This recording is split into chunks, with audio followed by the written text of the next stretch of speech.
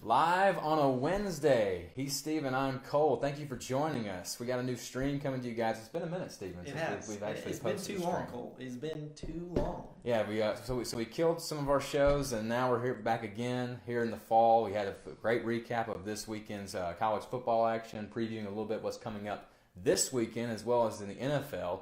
Got a lot to talk to you about today, but we want to let y'all know we're trying to figure out a name for our stream, right, Steven? Yes, this is part that's going to be a lot of fun.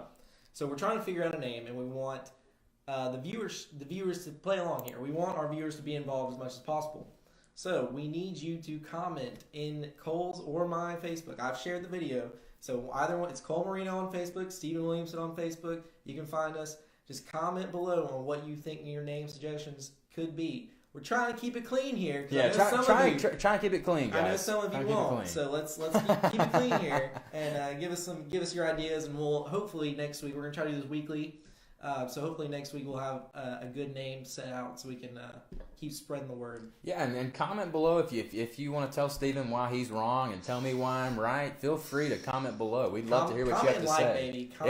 Comment, like, share, tell everybody about it. So, anyways, let's just dive right into it. So we had a big weekend of college football, a lot of good games that came on this weekend. So many. So, Steven, go ahead. Give me what was the most intriguing game that you saw this weekend? Like, what happened? It was just like, wow, it just blew you away. Honestly, the game that blew me away probably the most, to me, was probably LSU or Florida State. Those two and then were, they weren't even on, like Florida State was what, Monday? And then Florida State was on Monday on Labor Day, and then LSU and Miami they weren't even Sunday. on Saturday. They weren't even Saturday games. They blew me away the most because LSU looked like 2011 LSU to me. They looked like the LSU that their offense is going to produce just enough, but then that defense looked scary. And I don't know if I'm giving Miami too much credit here, but their defensive backs, I mean, you couldn't throw them. There was nothing Miami could do, and I don't know, the quarterback didn't necessarily Rozier. Mm-hmm. Yeah. What's the first name? Do you know? It's not Terry. I don't know what it is. Yeah, it's something Rozier. Malik Rozier. Malik Rozier. Mm-hmm. He wasn't throwing it well, granted, but I mean, there were some deep routes that you would think like. Well, I think how did they not get open on I think what surprised me so much from that game was not so much as what LSU looked like. It was what Miami looked like, because the expectations were very high for Mark Richt's team. You know, they were sixth, eighth ranked team in the country. Yeah. So I mean, everybody was talking about was LSU and how Coach O is going to adjust this year. This being his first full-time year as the head coach at LSU. Man, I was high on LSU last year. Should I be high on him again? You know, Coach O, he was. We're gonna play some LSU football. Go Tigers. I know. So I mean, like it was very. Everybody could do an impersonation of Coach O. So But anyways, I think. What's their defense coordinator's name? They paid him what, $2.5 million to stay. Yeah, it's really close to what Coach O is getting paid. They paid $2.5 million for him to stay and not leave. And honestly, with the way their defense looked, it was worth it. Right? No, because it was scary. Like to watch that, I was just dreading. We already have a name suggestion, by the way, from Jennifer. She says Will Reno show. The Will Reno show. I like it. Will Reno. Will Reno show. Will Reno. But no, I think the LSU and Miami game was definitely a shocker to many. I think for the debut of Willie Taggart in Florida State, I think that was also one that everybody was really shocked by. I was really shocked by because I think it might be. Clay Travis wrote an article and he put it on Outkick today. He said that he thinks that the debut of Willie Taggart on Monday might be the worst head coaching debut in football history. And I had to actually, and I thought about it for a second. I said, I don't think I've seen one that looked that bad. The O-line could not protect DeAndre Francois. And we all know that last year he was a potential Heisman guy at the beginning of the year before he got Before he got hurt against Alabama. Before the Alabama game, because even when he got hurt in the Alabama game, he wasn't. But to me, it wasn't DeAndre Francois. I didn't watch most of the FSU game. I watched just kind of the highlights. To me, what was so funny about that game is they came out, you would have thought they were going to beat that team by 50 the way they came out. They were came hyped. out in the uniforms. They were really hyped. They had everybody in that stadium swaying at the very beginning on that kickoff, Exactly. Everybody, the swagger is at 100, everybody's so hyped. And, by watching that, I was like, dude, I can want Florida State to win. Like, this is awesome. Like, you got the whole stadium involved, and then you come out and you drop 3 points. Just drop the egg. You drop 3 points. And I will say, now I've had some people tell me that they watched the game, and of course the referees are going to miss some calls. Right. The touchdown that should have been where they should have reviewed it, and then FSU kind of rushed in there and they didn't give the referees time to go and review it, and then there was some penalties that were called. So there was a lot of things that could have been changed about that game. Maybe that would have gave FSU a better chance, but overall their offense just looked. They had a similar problem last year with they've got, because they have the talent at quarterback and running back anyways. Because DeAndre Francois, his freshman year, he was good. He was a great freshman quarterback, and he didn't look to me just terrible. It was just the same problem they had last year. You brought it up, their O-line. Their O-line just can't. They can't give him any time. Many years. Cam Akers is very, very talented, and he doesn't have time. He doesn't have any space to run, and it's just they have this problem of they can't block.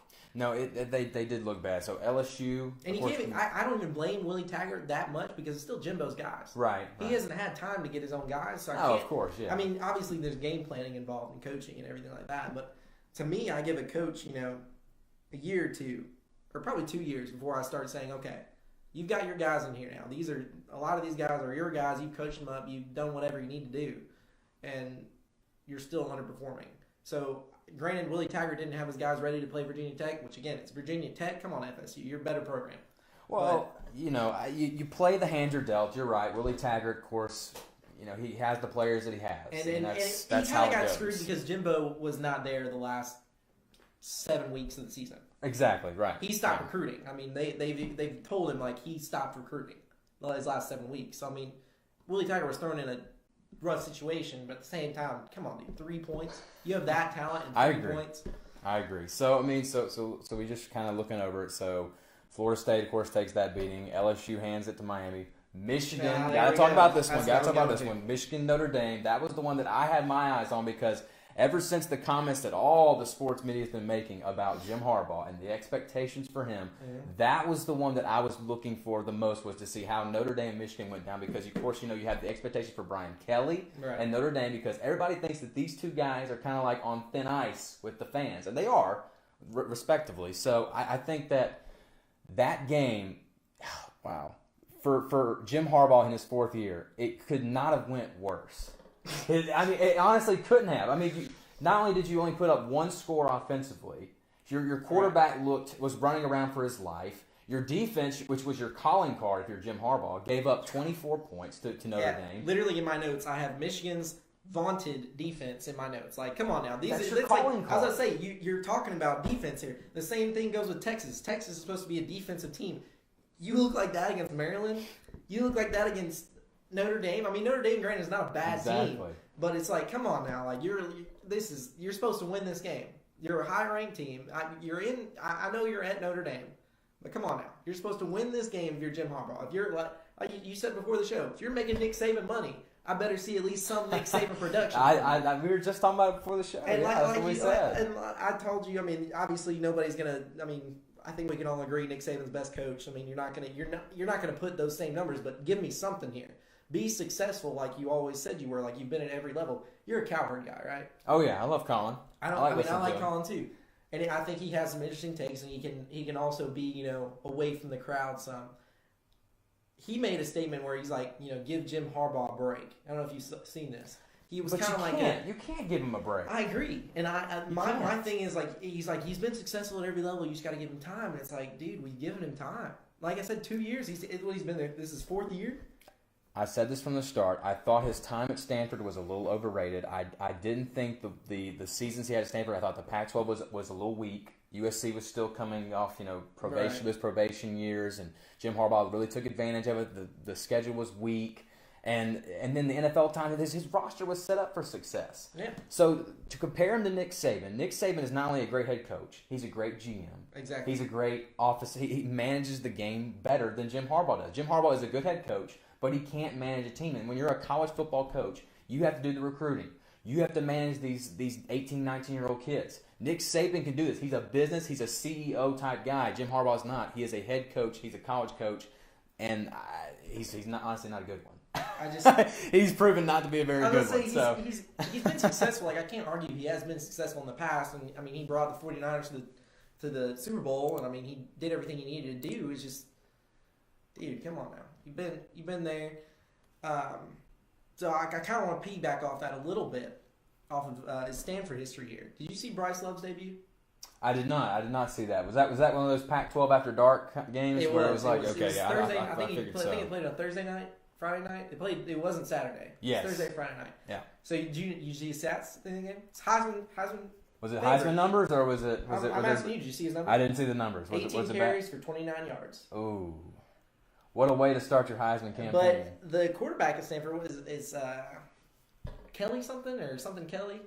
The quarterback for Stanford. You're asking. Okay, You're stepping outside my expertise. I went outside the SEC. Sorry. You I stepping went outside the boundaries SEC. here. I'm sorry. They had a wide receiver. I think he threw for like 400 yards. One of their wide receivers had, I think, 3 touchdowns and like 200 yards. And Bryce Love had. I think 29 I was saying I was worried about Stanford because my thing was Bryce Love. I mean, I saw him last year and dude's good.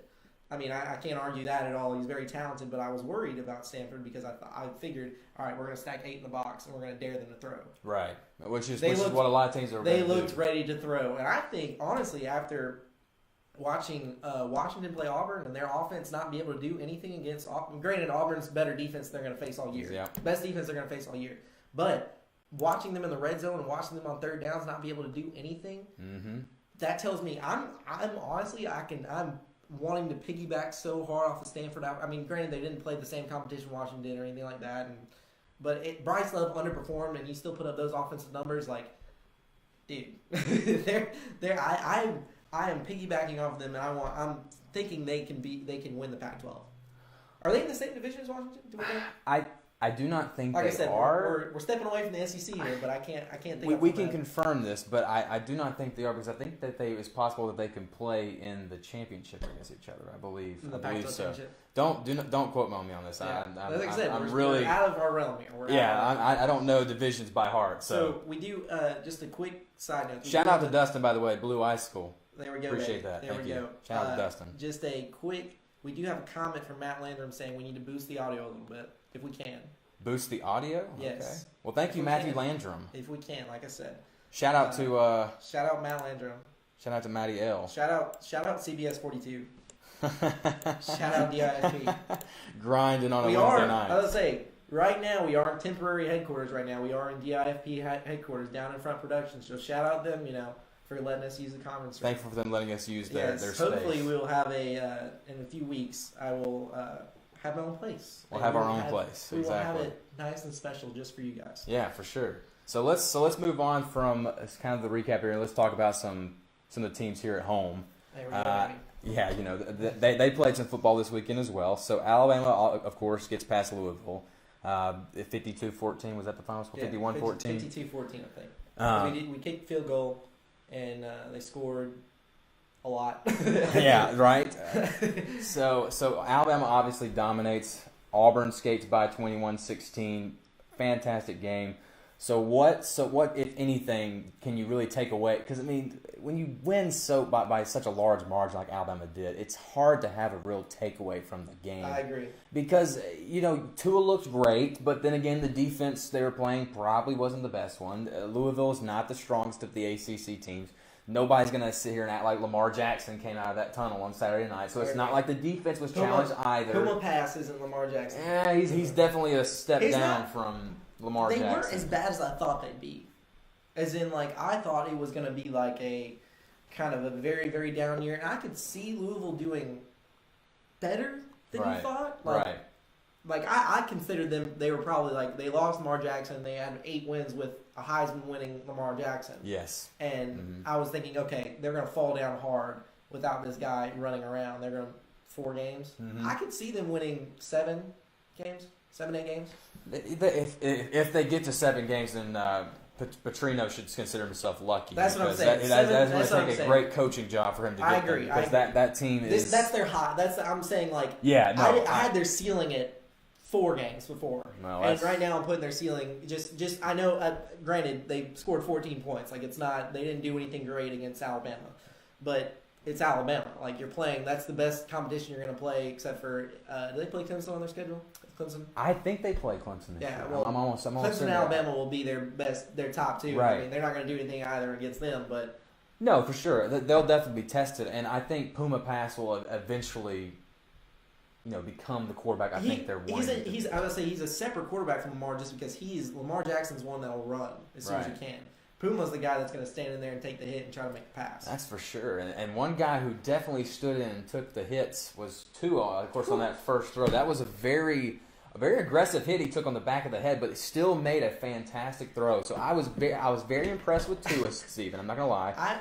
Every time that guy just takes a snap, it's just like he gives us some play to remember. Of course, he had the Vanderbilt throw. You remember from last year. And then, of course, the championship game, he had all those great throws he made. And then against Louisville Saturday night, he makes some fantastic throws. When it's all said and done, I will say this. This is going to be the most talented quarterback that has ever played for Coach Saban.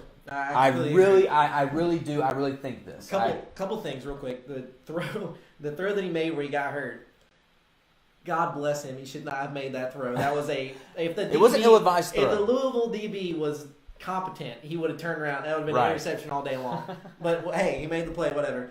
Another thing is, I think one great thing about Tua is I was excited every time he touches the ball. You're excited. You're like, what is he gonna do next? Like what's he got?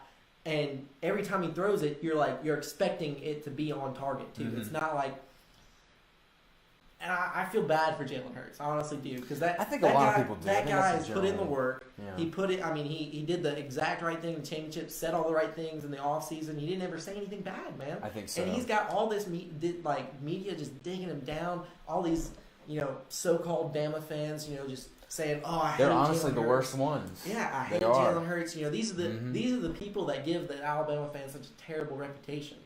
And the dude has done everything right. And that's why I think one of the reasons Saban was so iffy about naming a starting quarterback or giving anything in was he didn't want to ever make Hurts feel that he was undervalued. Right. And honestly, to me, if I'm Hurts, I think the best thing, because you're not going to be able to compete with Tua. I think the excitement alone. I mean, he's a Heisman favorite, dude. Dude's played one full game and he's a Heisman favorite. Yeah.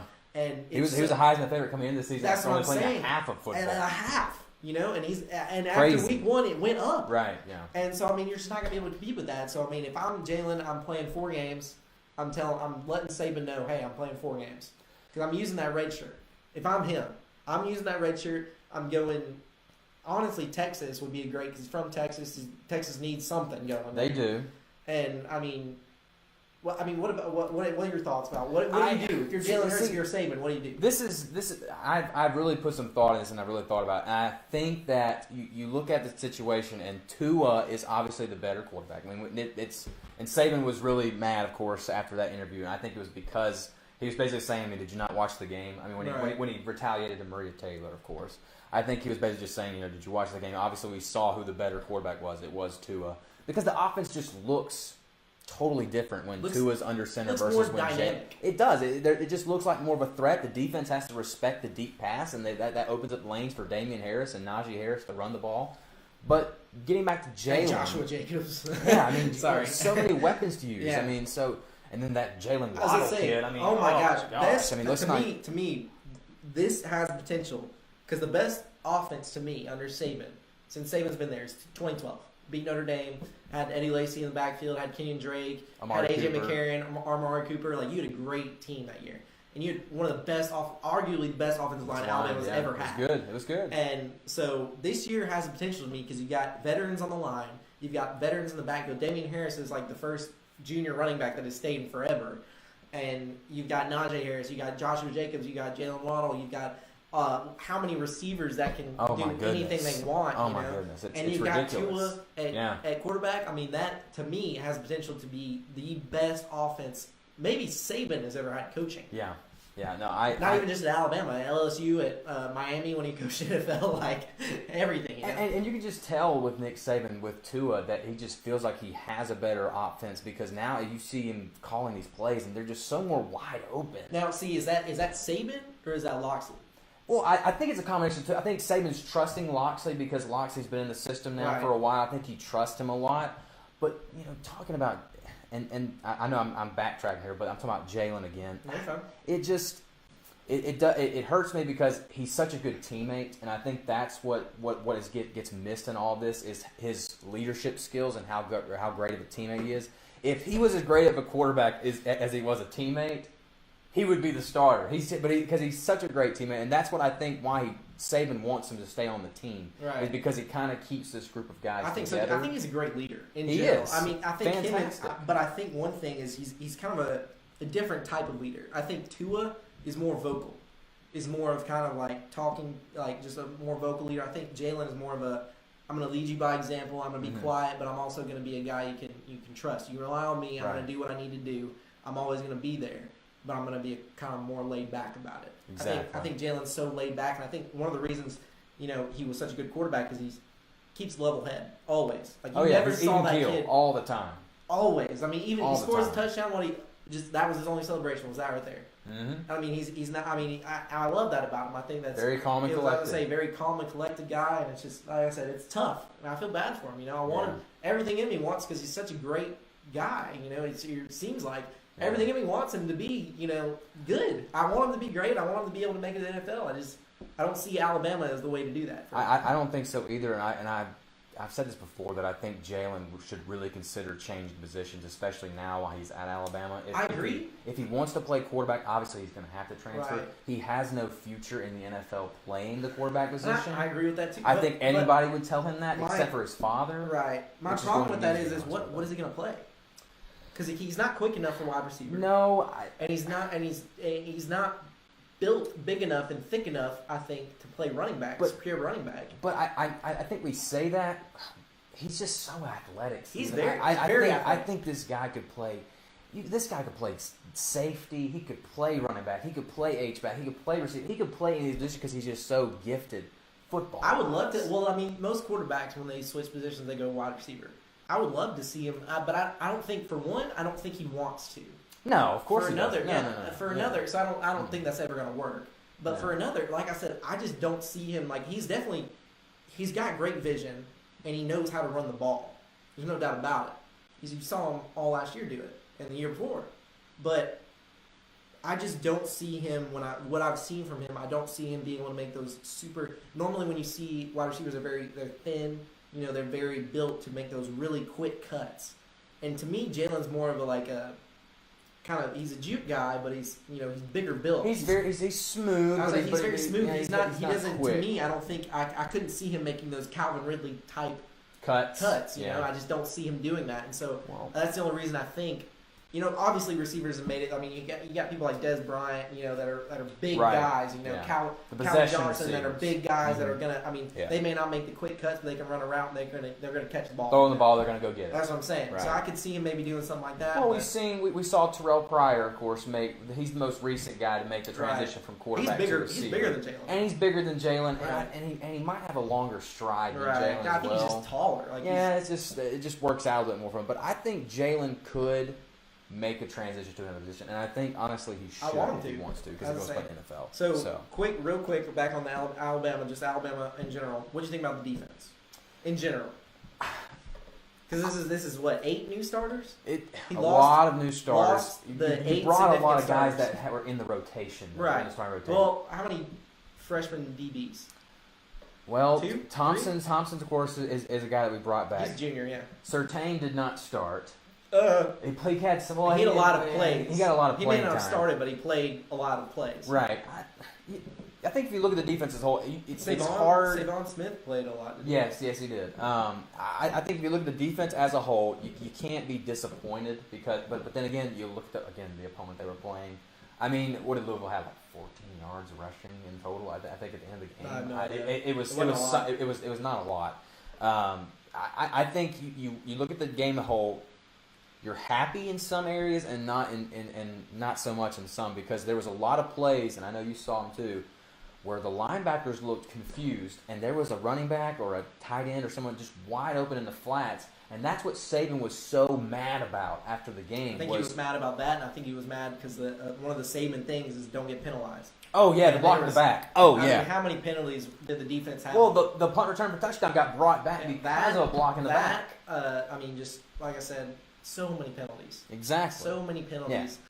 Defensively, more than offensively. Defensively, so many penalties. For sure. And, that's just the Saban no-no. Among other things, there's a lot of Saban no-nos. But that's a big one that I've seen. And, just I think there's so much talent in that defense. I just think they just need more experience. Right. Because a lot of, like you said, a lot of plays that normally don't happen in a, Alabama defense of, letting certain players get wide open, letting plays get more yards than they're supposed to, they just happen. It was more, like you kind of said it correctly, just more confusion than anything else. Yeah, I'm not worried. Right. Just because there's so much raw talent in that defense. I mean, there's so much speed, so much cover ability, so much, I mean, they're flexible. That's a very flexible defense. Very, very flexible, very talented. Mm-hmm. Yeah. I'd love to see them against a very talented team, which we're going to get Ole Miss coming up in 2 weeks. So that'll be a good offense to test them. I was going to say, that'll be a good offense good after offense what they just did to Texas Tech. Mm-hmm. That'll be a great offense to kind of test them a little bit. But yeah, overall, I couldn't complain too much. I can't either. But yeah, it's talented but needs discipline, basically. So, moving on from Alabama to the rival the other school. Yeah, the other school down south. We don't mention their name. No, Auburn. So, what do you think? What were your overall thoughts of the Auburn-Washington game? I spoke to many people over the weekend about the Auburn game, and I've pretty much said the same thing. I thought that Auburn's defense looks like they might have maybe one of the best defenses in the SEC. Their defensive line looks spectacular. Secondary, got torched a couple of times by the Washington receivers, but let's not act like that was a slouch back there throwing the football. Jake Browning's still a good quarterback. Didn't have a lot of time to throw the ball. I think his receivers, as I say, Jake Browning, that defensive front, first of all, like you said, that's going to be scary for anybody. They're nasty. Scary for anybody they play. Very nasty. They're going to be scary for the best Russell offensive and Co. lines inside that defensive line. That is Jake Browning had no time. And I mean, absolutely none. They called a ballsy play on that fourth down that Washington had. Sent the house. Oh yeah. And I mean, Washington didn't have any time, and they're gonna that's the best. Like I said, best defensive line they're gonna play. Best defense they're gonna play all season. But to me, Washington didn't have any plays except for long throws, and that was the receiver making a play. Obviously, Jake Browning's not bad. But right. That was the receiver going up, making one-handed catches, making crazy catches, helping him out more than anything. The receivers definitely bailed him out a lot of times. I think Washington's O-line can block anything. The thing that would worry me if I was an Auburn fan is two things.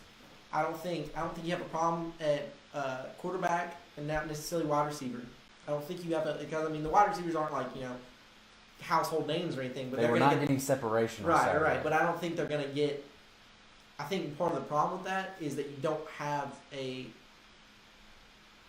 good running or a great running back in the backfield at all. They don't have a dominant. They don't have a right Kerryon Johnson. Yeah, they don't have anybody they've had in the past that can just go out and get the yards they need. They don't, and I think that would scare me if I was an Auburn fan. Another thing is just that the O-line, the youth it's so young, and it's so even the guys that I don't think that are that young are new. Mm-hmm. And so it's just you only have they have like 2 returning starters on the line. Yeah. If that, and I mean it's just you could tell there was some confusion a couple times where they didn't know, they just missed assignments. I mean I saw a center or a guard literally just move out of the way of a guy one time, and it was like, oh my gosh, what are you doing? Right. And penalties were another thing that I noticed in the Auburn game, and that was they had quite a few. I think they had like 11 or 12 penalties for well over 100 yards. Yeah, and I mean that you're shooting yourself in the foot there. And I think, on all honesty, Auburn, should have won the game just because they had the better team. They had the better team. They had the better team. They had the better team. It was just they shot themselves in the foot with penalties. They need their O-line just needs to get it together. Well, and they need a guy in the backfield to run the ball. While I will agree with you that Auburn is the better football team. Right. I do not agree with you that I don't think they should have won the game. Washington out by every count outplayed Auburn on Saturday. And if it hadn't been for 3 blown opportunities in the red zone, I don't think it would have been a contest. See, Washington agree. should have scored 3 times. Washington in the red zone. hurt themselves a lot, but I also think Auburn had their opportunities in the red zone and they couldn't connect because they kicked 3 field goals, 2 field goals. They missed 1. Yeah, of course, Danielson's. Yeah, I think they had 2. The other zone. Danielson. Yeah, they had 2 red zone, or at least 2 where they just couldn't do anything. I mean, they marched. I mean, they just did whatever they wanted down the field. Got to the 20-yard line and just stalled. Couldn't get but 3 yards. And I mean I think Auburn's had that problem quite frequently in the past couple of years. They get to the red zone and then they sputter. It's like their offense doesn't know what to do now. Well, I think what we learned Saturday is how valuable Jarrett Stidham is going to be this season. He was so much that he was the best player on Auburn's team by far, and he means so much then because if Jarrett Stidham goes down, Auburn's offense is done. Oh yeah, because like you said, not a dominant running back or running game per se, and then the running backs are kind of thin this year. I mean, Ryan Davis is pretty good. Whitlow was pretty good. Who am I forgetting? There was Asen Martin and Cam Martin. They're both all solid backs, but I don't think they're, like you said, a Kerryon Johnson they're just not. None of them are those type of backs, so it's going to be tough for Auburn to establish a running game. So Jarrett Stidham's going to have to pretty much do it with his arm a lot of Saturdays, and that includes we got a comment against LSU. They kicked 5 field goals. They made 3 out of 5. 3 out of 5. Okay. Thank you. Shout out Connor Davis. I appreciate it, Connor. So 3 out of 5 field goals. I mean, Auburn really struggled to find some points there at the end, but they got the job done, which is what. That's all that matters. Which has been every Auburn fan's criticism in some of these opening games, because we've seen those Clemson games these past few years. Those have been rough to watch with Gus Malzahn. So hey, if you're an Auburn fan, you got to be kind of happy that you did pull out the win. Are you sticking? I mean, obviously, if you lose this game, I think it's very difficult. But even with everything that happened, like you said, maybe Washington could have won the game with different stuff that happened, and they didn't shoot themselves in the foot in the red zone. Are you still sticking on the Gus bus? You're an Auburn fan. No, I said this from the start. No, I said last year. If you're an Auburn fan now, you won the game. You're not on the Gus. You're still not on the Gus bus. Well, I wasn't on the Gus bus to begin with. Right, now, are you saying that if I was kind of iffy and after Saturday? I'm saying if you're iffy, you're kind of you don't know, and then you see after Saturday, you win the game. Leave a comment. Are you still on the Gus bus? Yes, Connor Davis. Are you on the Gus bus? Are you still on the Gus bus? Yeah. I think if you're an Auburn fan, you can kind of sleep easy for now. Right. I think let's see how they play against LSU. Okay. Because we just saw how LSU played against Miami. The defense looks pretty good, and now they got this quarterback. Was it Burrow or Burrow? I can't remember. Burrow, whatever. So I think Auburn has a really true test coming against LSU. So we'll see how they perform against them. We'll see. I think that'll be a great game, and I'm looking forward to seeing it. So. Any last comments? I kind of want to get that. It's just because this was week 1. Now we kind of just seen everything. Alabama, Auburn, stack them up right here. Records. What do they finish with? Stevens hard prediction right now. These are just right regular season records. Regular season record. Alabama finishes. From seeing that team right now, and with experience on defense. Look at the schedule. I would say looking at the schedule, it's gonna be hard. I'm gonna say Alabama 12-0. They're going to finish the first time since 2009 under Saban. They're going to be undefeated, and I'm going to say Auburn. The only 2 losses is going to be Georgia and Alabama because it's going to be so difficult for them. And I could honestly see them one or the other. I could honestly see them pulling out because it would not surprise me for one or the other than winning one of those games. Connor Davis left another comment with this Gus Bus will be fueled up with 2 top 10 wins in a span of 3 weeks if Auburn beats LSU at home. And let me just say this: if Auburn does beat LSU in the next 2 weeks, and with that Washington win, Auburn now is moving up into the driver's seat for the playoff spot. I agree. Because they have it just set up where they can just if they run the table, they're in. Oh, definitely. If they run the table, they're in. They're in. You're just saying you don't think they will. It's just going to be very hard. Auburn has their schedule set up to where one year they're going to have everybody at home. The next year they're going to have everybody away. Right. So that's just the way they have it scheduled. So you're saying they have it set up that way. If this year's team had played last year's schedule, you would have given them a better opportunity. Maybe. I mean, because like I said, you just have different players this year. Like you don't have the same running back. You don't have the same O-line. You don't. But I'm going to say 10-2 for Auburn. So 10-2 for Auburn. So just 12-0 for Bama. Georgia and Alabama's their 2 losses. But like I said, I could definitely see them being 11-1 and winning one of those. I definitely don't see them going back to back pretty much playing Georgia, and they basically have a bye week playing a nobody, and then playing Alabama. Like that's a crazy schedule, and they're at Georgia and at Alabama. I will agree with you on one. I do think that Auburn is going to have a tough time with their schedule. I do have them around 9-3, 10-2. I think that every year Gus has that one game where he just LSU last year. Yeah, like he just it just something just falls apart, and it's against a team that he's not like last year. Of course, he beat Georgia and Alabama. Well, but then last year, of course, he had the LSU game. Of course, I mean, so something there's going to be a game this year that Gus just struggles, and they're going to lose that game. And then of course, I think they're going to lose to Georgia and Alabama because they're just Georgia, Bama are just way too talented, and you're at home. I mean, I agree. I mean, I just can't. It's tough. Like I said, I Can't can see them winning one or the other. I definitely don't see them winning both, and it's going to be a struggle. Yeah, whichever way you put it. That's going to be tough to go on the road and beat both Georgia and Alabama. So I agree with you. Those two losses, I'll give them 9-3, and I think Bama. I want to say 12-0. I really do because the schedule just looks. When you look easy. at it, I will say one thing. I would say for Alabama, I mean, it's a very easy schedule. I mean, one of my things is like you have a bunch of people saying Alabama's an easy schedule, and they do this year. They have an easy schedule, but you also schedule teams. You also, I mean, you play everybody in the West, obviously. Right. Tennessee's very down. Right. Yeah. Recently, you play them every year. Who's the other East team? Do they play Vanderbilt again? No. It's not Vanderbilt. Let me look at their schedule. Wow, this is awful that we're just blanking. I bet Connor knows, and he's gonna comment in a minute. Oh, Missouri. They play Missouri and Tennessee back-to-back weeks. So if you look at their schedule, I don't think that the name games are going to be the ones they struggle with. They always get up to play the LSU's and the Tennessees of the world. What I think when you look at this span where you go at Arkansas, Missouri, and then at Tennessee, and then you got to wait to get that bye week against LSU. I'm telling you, that Missouri game, I don't know why it just kind of troubles me, but you look at Drew Lock and the numbers he can put up. Alabama won't have their bye week until 2 weeks later. They're going to be probably beat up and whatnot. I'm just saying, don't be surprised if. So that's your upset pick. If there was an upset, if there was an upset that I could circle, I'm still going to go 12-0. But if I'm an Alabama fan, the one date I'm circling is November 13th.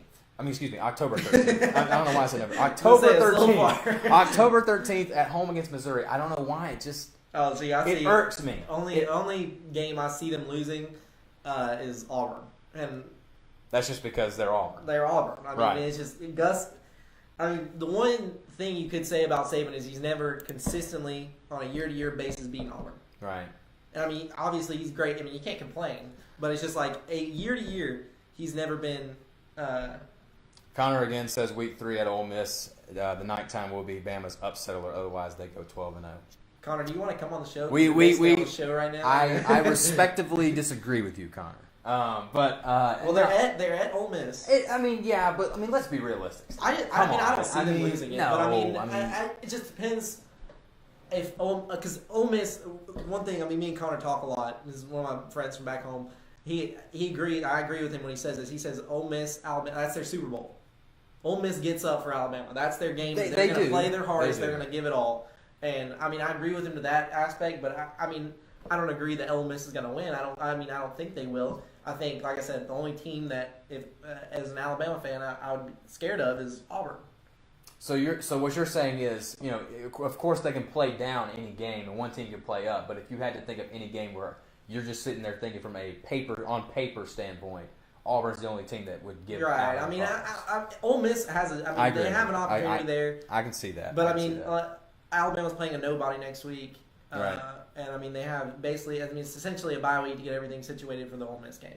I agree. And so it's just gonna be. It's tough. That would be tough for Ole Miss to win that game. So we're both on board. Bama 12-0, more than likely. And then Auburn, I have Auburn probably a little bit higher than you. 10-2, 11-1. You have 9-3, 10-2. I think the 9-3, the 9-10 wins will depend on the turning point of this LSU game. If they can beat LSU, I think you can get to 10. LSU has to go to Auburn, so Auburn does have them at home. There's that one home game they need, but it's gonna be a tough game for both teams. For both teams, it's gonna be a great game. I'm excited for it. It will be tough. So let's move on from Alabama Auburn, and we've covered the games we wanted to cover. We've gotten through what we wanted to get through. I need it right here, Cole. I need this. Okay, I need your top 4. You're demanding it. I need you. So if the season ended today, the season ended today. Okay. You're on the playoff committee. You're going to tell me your top 4, and then you're going to tell me your 2 you left out. That are oh my gosh, how did I leave them out? well, obviously, I mean, after week 1, again, it's it is what it is. But I'll leave Alabama number 1, no change there. Clemson number 2, no change there. Ohio State 3, I think Georgia number 4. I think Ohio State 3, Georgia 4, Auburn sitting there right at 5. The polls have them right now at 6. I have them at 5, just knocking on the door. Like I said, I think if they get the win over LSU, they're definitely in. And then I will say Notre Dame, of course, I see them in the coaches poll where they sit at They're 8. They're AP poll, they're 8, and coaches poll, they're 8.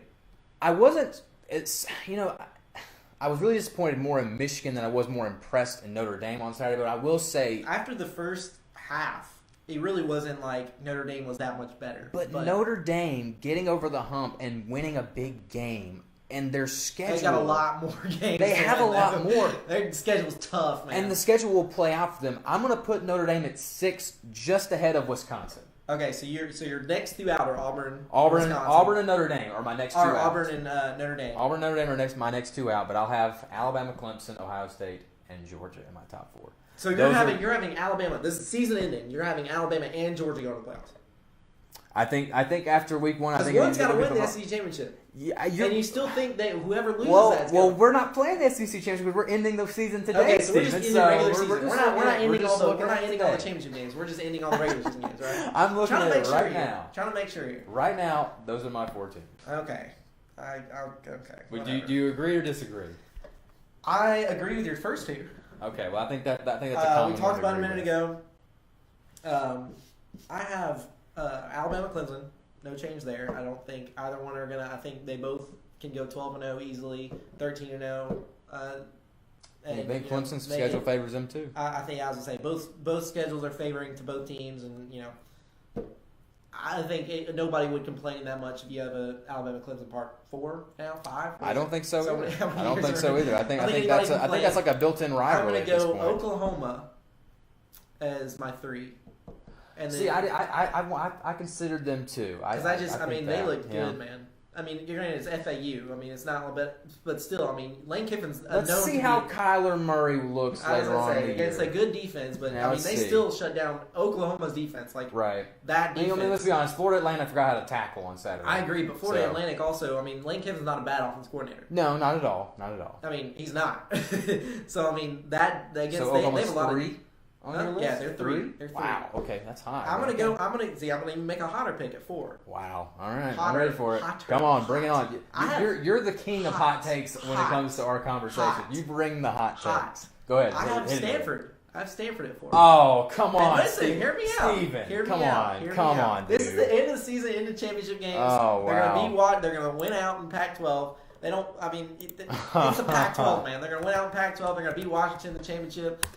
But Steve, we're basing it off of week 1. You were really impressed with Stanford week 1? Dude, I was. Are you really saying? 31-10 over San Diego State. Bryce Love had 29 yards. They still won 31-10. Bryce Love, who's supposed to be their entire offense. But see, that's why I'm concerned because your best player, your running back, you can only get 29 yards from him against San Diego State. No, running back have an off game. Come on. Oh, we have to. No. Your running back doesn't have off games. Your quarterback has off games. This is week 1. We respectively disagree. Let me have my week 1. Okay. Go ahead. I needed my week 1. We'll find out Stanford this week against USC. Go ahead. Finish your top 4. I mean, all right. Go ahead. What do you owe me when Stanford makes top 4? They're probably never going to be my top 4 again, just because this is week 1. This is week 1. We'll make like a burger bet or something like that. I think I still owe you a sandwich. Yeah, you probably do. Oh, yes, you do. I do. From that LSU bet you made. All right, but let's the poops in the bowl game. Whatever. I was poised to win that. They set me up good. For those of you who don't know, I bet him a Subway sandwich that LSU would win, 10 games? I said they were a 10-win team. 10 games. Freaking won 9, and made it They to were a bowl 9-3. game. Made it to a bowl game and then lost. Like, how do you do That that to was me? great. You break my I heart. loved every minute They of were it. poised to I'll have a actually spicy Italian, no tomatoes, spicy honey Italian, no mustard. tomatoes, Yeah, honey yeah. mustard. Okay. Whatever. Who's else is in your playoff? All right, so You got that one more was on team. playoff. That was all of them. That was Alabama, Clemson, Oklahoma, Stanford. Stanford, okay. Stanford was the hot take. Like I Wow, said, so who are you leaving out hot right take? now? That's what I'm about to tell you. Okay, all right. So Hot take central right here. because of all the drama that's going on there, I don't have Ohio State coming out at 5 or 6. Just with the Urban Meyer stuff, I think they're going to slip up somewhere. And like I said, just so much drama going on, so much just iffy stuff that I don't even want to touch. If I'm like, I just Yeah, no, it's So, it's icky. I'm going to go probably Wisconsin at 5. I think it would just normally I would say Penn State, honestly, but after they just killed it, I mean, just Yeah. murdered it against Against App App State, State. that was a just- struggle. That was like That was I rough don't to want watch. to touch that either, so I'm leaving that out. I'm leaving Ohio State out because there's so much iffiness going Yeah. on. Wisconsin to me is just kind of they're Wisconsin. You know, they're going to have a great defense. They're going to have a good running back. They're going to be enough offense to be there. They're kind of like an SEC team in the Big Ten. You know, they run the same offense, kind of like single back. You know, kind of I'm going to run it down your throat, and then I'll have a great defense. You know, it's kind of I compare them to an SEC team in the Big Ten, and then probably have Georgia at I can Wisconsin and Georgia. I can kind of switch back and forth there. Like I said, this is all if Stanford makes it. You know, this is hot take Stanford. Again, we respectably disagree on that. Hey, it's week 1, man. I got to make my hot takes now So- because I can't make them later. Well, that was just kind of recapping what we thought about over that weekend. So now let's kind of just briefly look over some games that we were looking forward to. Well, all right. Before we this do that, let's go our best and worst of the week. Of Best last and worst, okay. Let's do this quick. Let's All right, get this best. over. Go ahead. My best, okay, and you read this and you thought it was funny, but it's true. It's the best thing that ever happened. My best is very simple. College football is back. It is back, and I could not be happier because I sat my happy butt down And for just 8 watched straight football. hours and watched football, and it was glorious. In all of its glory, it was glorious. Glorious. Can I say that enough? Glorious. Glorious. Glorious, and it was awesome, and I loved it, and I just, like I said, I've been waiting for it for so long. Saturdays, with down in front, I work Saturdays a lot, and so I'm like scared now. Like, oh my gosh, I'm not gonna be able to sit there for 8 hours and watch football and do Right. nothing, and just be fat and happy. But just so excited it's back. I've been dying for it. I have a couple. So one of my old roommates is a Penn State fan. So I've always been I kind of want Penn State to do good just for him, whatever. Penn State looking terrible against App State. That's one of my worsts. That was the worst FSU of the completely weekend. blowing Definitely it bad. after hyping everyone up. Like, how? How do you do that? Like, you hyped me up. Like, I'm hyped up, and I'm not even an FSU fan. And then I'm like, oh my gosh, you scored 3 points. Good job. And then my worst. Le'Veon Bell is not playing Sunday. That was He's just my broke number out one today. pick, Yeah. and it breaks my heart. I told myself, I told one of my buddies in the fantasy football league, I was debating whether I was number 1 pick. I was debating Todd Gurley, Le'Veon Bell. And I said, my gut tells me Todd Gurley. But my heart says Le'Veon Bell because I've had him in years past. And he's carried my team. And he's probably played against you, and he's probably burned you a He few hasn't times. let me down. So I said, I'm going with my heart. He hasn't let me down. Right. He's letting me down, man. He's letting me down. Oh. And it hurts. And we're both big fantasy players, so obviously we're both, We'll have. I would looking say we towards... don't have time this week, but we'll hopefully get a fantasy segment going, kind of consistently. Right, kind of talk about how our teams weekly are advice, doing. giving you Right. kind of just. I kind of have a thing, just who you're excited about for each week, who you're kind of worried about each week, and whatever else we can fit in those fantasy segments. So Certainly. Well, my best of the weekend was, of course, football being back and Birmingham having UAB back and UAB getting the win. Oh, yes. Of course, that That shutout was win great. against Savannah State. I thought that was a great. big win. It was. Shout out to Matty L with the Go Blazers, by the There way. we go, That was baby. How great. many hearts did I have? It had I probably got a lot of likes for that. I So was gonna say, he got like 4 hearts. big win for UAB. Good way to start off the win. The We season got for them. a hot take real quick. A hot take. Off We of love mine. those. Bama, Auburn, and Georgia will all be in the top 5 before Auburn and Georgia play in November. I'd agree with that. I'd say if Auburn beats LSU, I think that's completely possible. Well, if that's the case, then Auburn will have another season just like last year, where they have potentially a way to have back-to-back weeks where they play a top 10 team, top 5 team, and Right. let me just say, Auburn might have one of the most decorated resumes of any college football team. Oh, ever. if they went out, yeah. Because you have this Washington team, which they could win the Pac-12, you beat LSU, then you beat Alabama and Georgia. I mean, like, can you just crown them national championship like after the season's over with? Yeah. That's great. But All right, sorry, back to your so best of hot the take week. real quick. That was best of the weekend. Best of the week was definitely UAB football. UAB Gotta football. love that. I love it. Love it for the city. I actually worked that game. I filmed it. It was great for down in front. Love It was awesome. It was great. Love the city. Good fun. Spencer Brown's a beast. I'm excited to watch him the rest of the year. Loved it for the city. AJ Early looked great too. And Colin Lisa. But shout out Colin Lisa. Oh my gosh! But worst of the week, of course, I gotta go back to that Michigan Notre Dame game because all I can think about is just Harbaugh and the money signs next to his name. That's the worst of the weekend. I'm sorry, watching that team just struggle for 4 quarters has got to be the worst. And I'm telling you, for Jim Harbaugh, it could not have been a worse first game for him. Just saying, could not have been a worse first game. I said, I've told you, Colin Cowherd. I've seen him defend him, and I just don't know how you defend him. I don't know how you defend him anymore. I don't know how you do it. I don't think you can. Well, I will go back to another best for me. So we had FSU hyping everybody up, and it was my worst because they hyped everybody up so much, got the whole crowd, doing a sway before the kickoff. They're grouping up. And you're just like, oh man, I'm pumped. This is college football's back. Like, this is awesome. And then they go out and lose. Great. Another thing, I don't know if you saw this. West Virginia, they filmed it when they were doing West Virginia. They had the whole crowd. That was great. I saw that. Yeah, singing Country Road. Yeah. I mean, that's awesome. That was really cool. That and the Iowa Wave. Iowa Wave is always a fan favorite. I'll beat you with another best. All right. The Maryland players at the beginning of the game, they honored the McNair guy that obviously passed away. So for those of you who don't know, they when it was the first snap of the game. Yeah, very first snap of the game. So first offensive snap of the game Maryland had, they left a slot on the line open at, was it right guard? Mm-hmm. They had a guy that died. Right tackle, I think, might have been. Right guard or right tackle. They had a player that died. Was it heat stroke? Yeah, and that's why their head coach is currently suspended.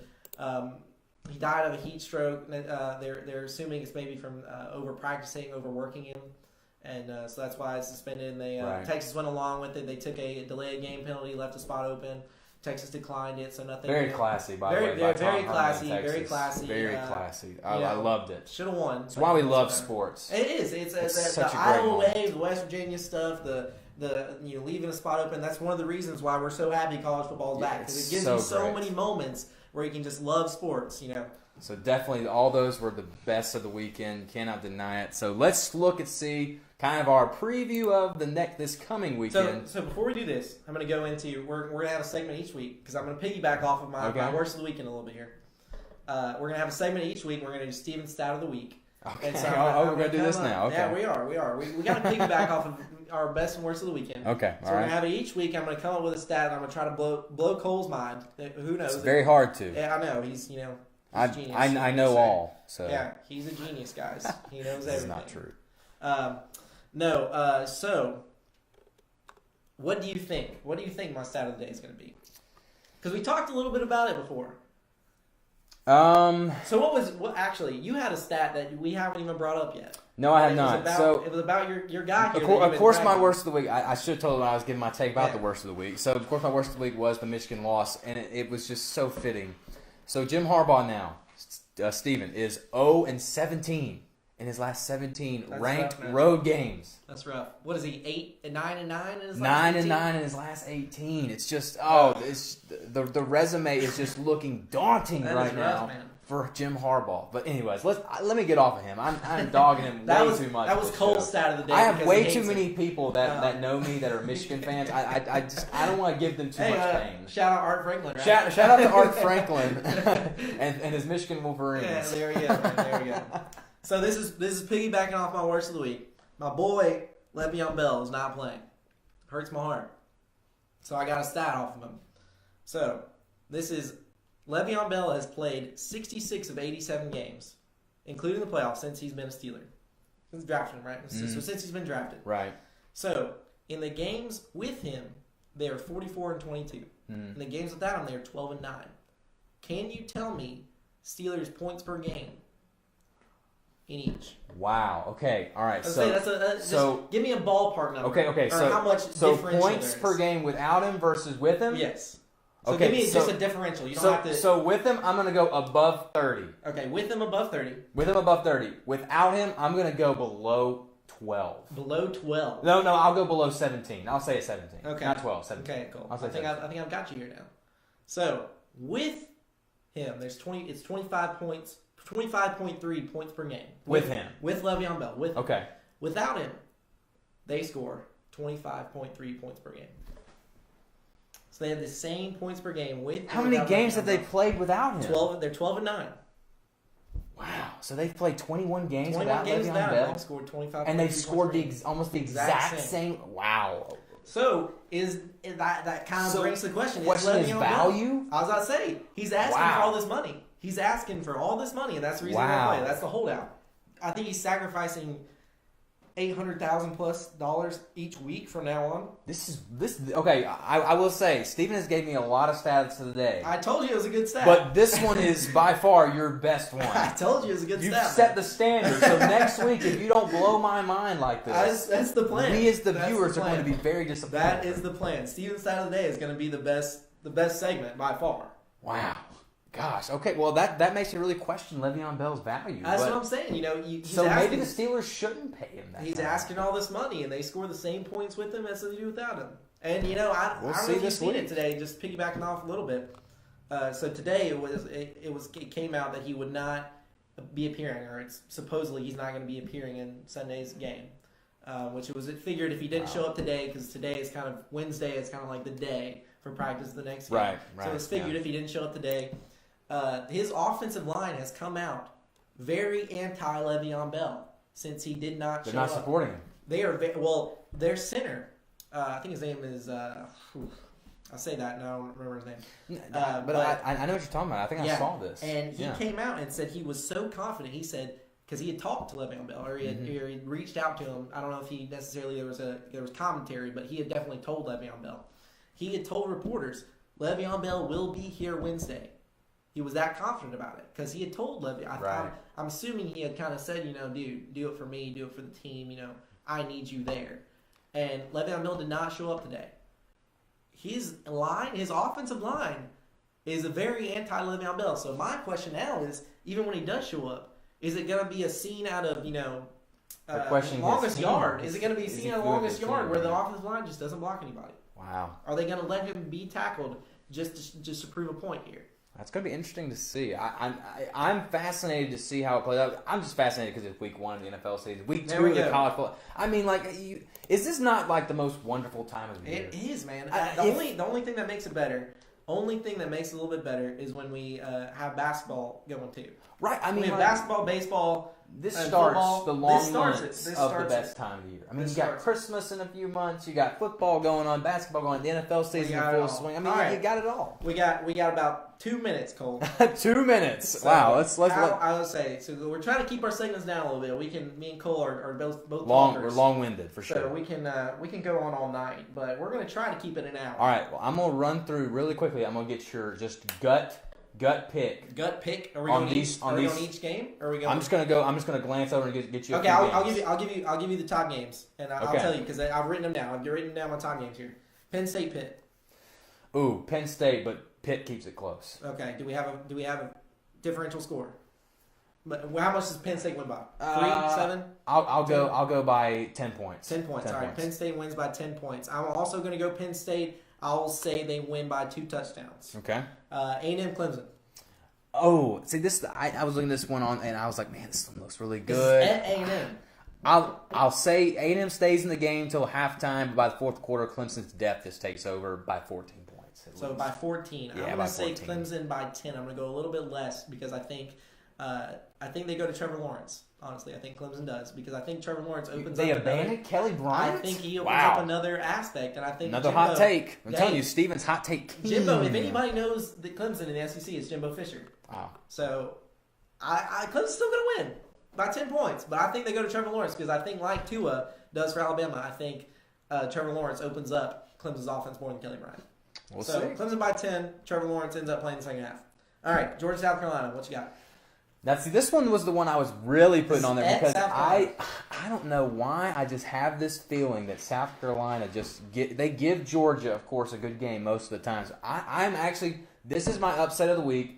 I'm going to say South Carolina beats Georgia. By how much? By a field goal. By a field I'll goal. give So them is three. it a last second field goal? Is this like a I don't think it's a second field goal. Maybe like in the last 2 or 3 minutes. Last and 2 or 3 then Georgia minutes. struggles. Okay. I think this is the one loss Georgia has all season long. okay? It's So at they're South 11. Carolina. Well, you went. So they're 11-1.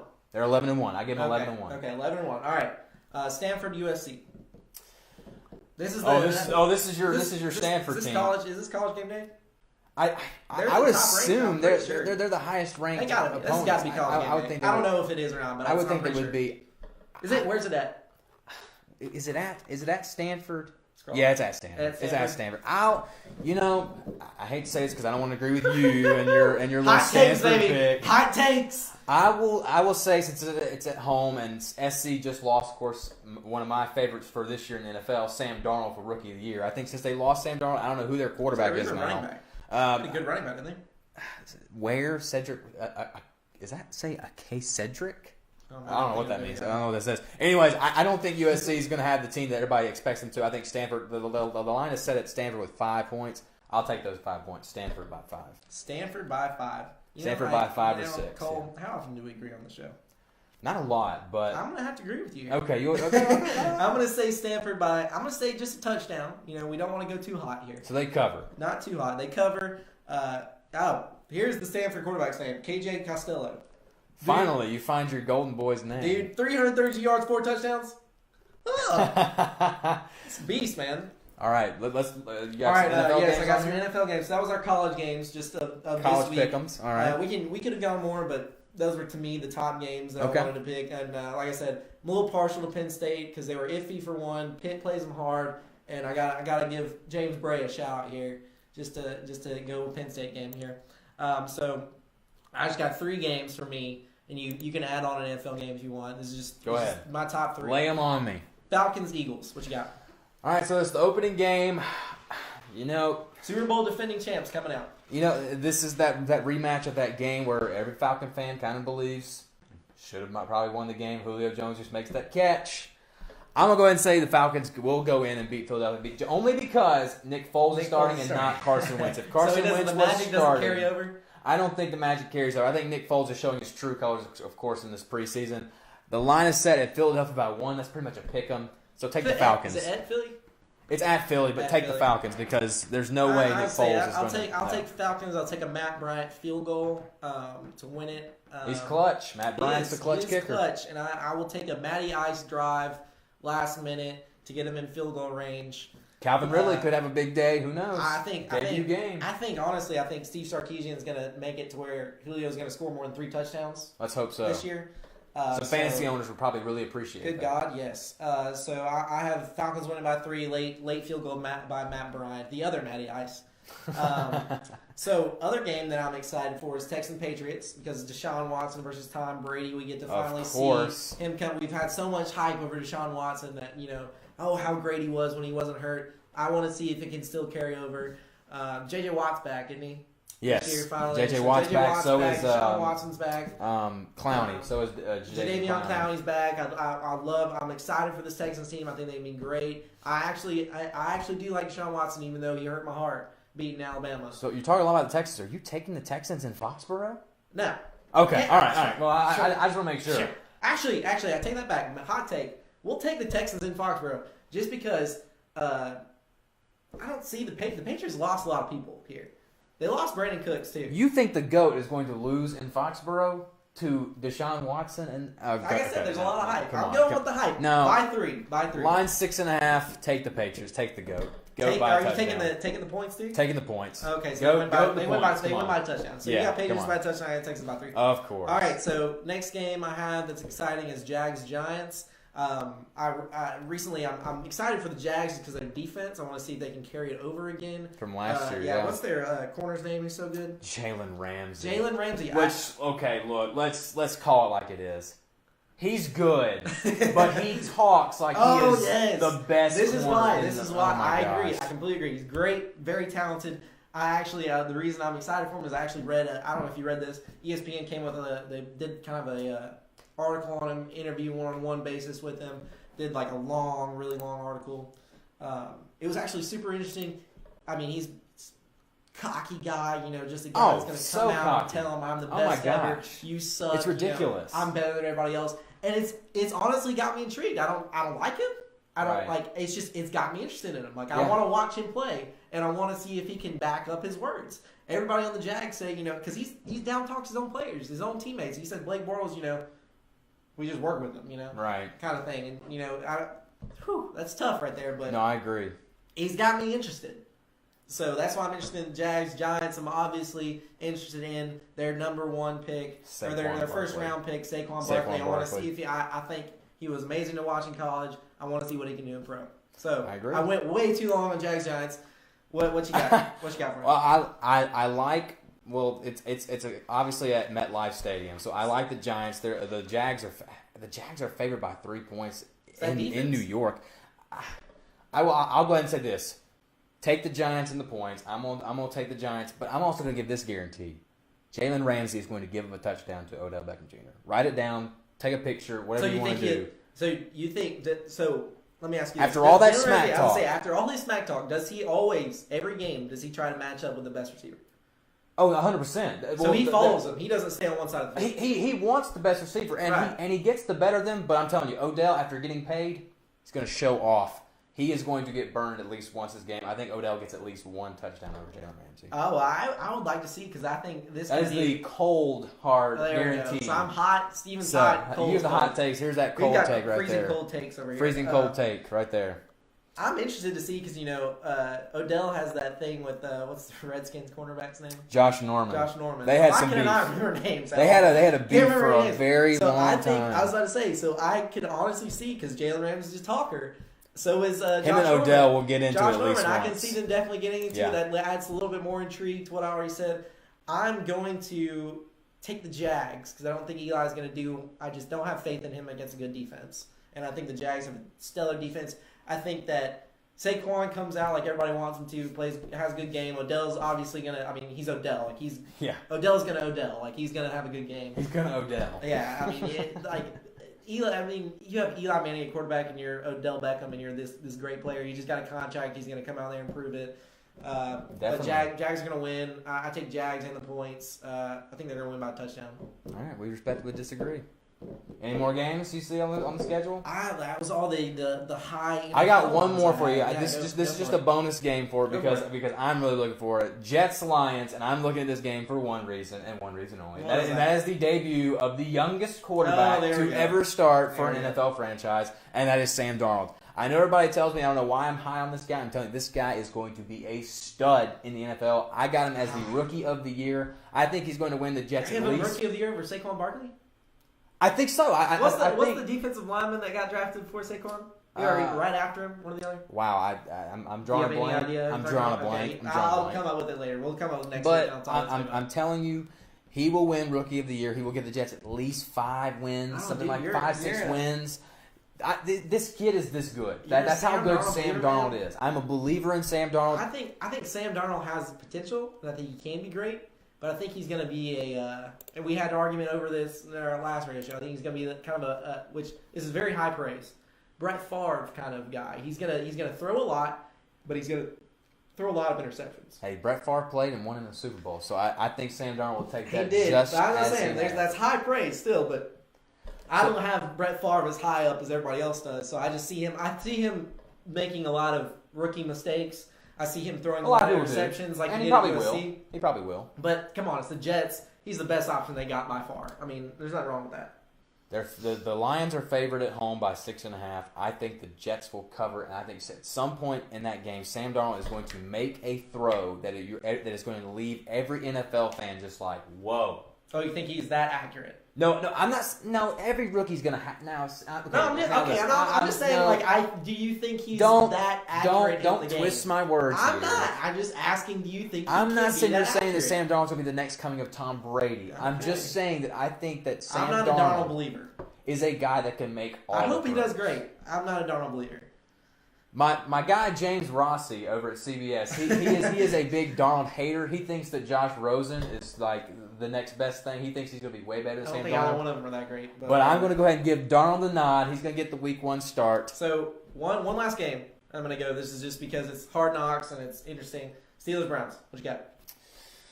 It's quick. I'm excited to see if they stick with Tyrod Taylor for very long or they go their number 1 overall pick. I'm excited to see how Nick Chubb handles the backfield because they just have so they have to be better. And I want them to be better. Like it's been so long. I think they'd be better. It's been so long. I want them. I'm rooting so hard for them because they're just the underdog. Right. It's the guy you want to see do good. It's it's Rudy. You want to see him play good. You want to see him do great. I'm rooting so hard. So I'm like, the Browns got me interested, man. Yeah, they draw me in. I'll go ahead and say this. I think the Browns will keep the game close for most of the game, but let's be honest, Steven. Come on. I mean, they went undefeated in the preseason last year, and they went 0-16. So I mean, I'm not basing anything off the preseason at all. Oh no, Steelers will win by 2 scores at least. Browns will look impressive. So no Le'Veon Bell. Steelers win by 2 touchdowns. I say Steelers win. I say Steelers win by a touchdown. I don't think Browns win this game. I think they definitely. I think they have more wins than last season. I can confidently say that. How many wins? Before we get off the air, let's just go ahead and lay out. How many wins? No. 3. Put it. 3. What? 3? That's confident. No. I didn't say. Not, I said. Oh. I said more wins last season, Cole. But when you say when you're saying I'm confident they'll improve their wins, that doesn't seem like they had 0 wins. That's why I'm confident. Well, Vegas has their win total set at 4.5, so I figured you would have win at least like 5 or 4. 4. That's what I had them set at too. 4. So I guess we agree on that too. That kind of stuns me. I figured you win with like 5 or 6. No, see, you make fun of all my picks. So here I'm going normal because I'm trying to be interesting and outgoing. But no, Cole has just been cookie cutter. All right, well that's all the time we have for this week. We'll see you guys next week. We got all this action coming up this weekend with NFL and college football. We'll get you caught back up next week. Have all our segments, of course. Definitely. So for Steven and Cole, this is Steven. We're going to sign off, and next week we will have a name, and we will sign on and off with that name. It won't be, hey, this is Steven and Cole. We're signing off. So thank you, everybody who tuned in, and keep the comments coming. We're going to keep sharing, keep liking. We're going to keep leaving this up on both our pages. Keep sharing, keep liking. We're hopefully going to get it as big as possible, and we're going to come to you weekly. Yeah. See you guys next week. See you guys.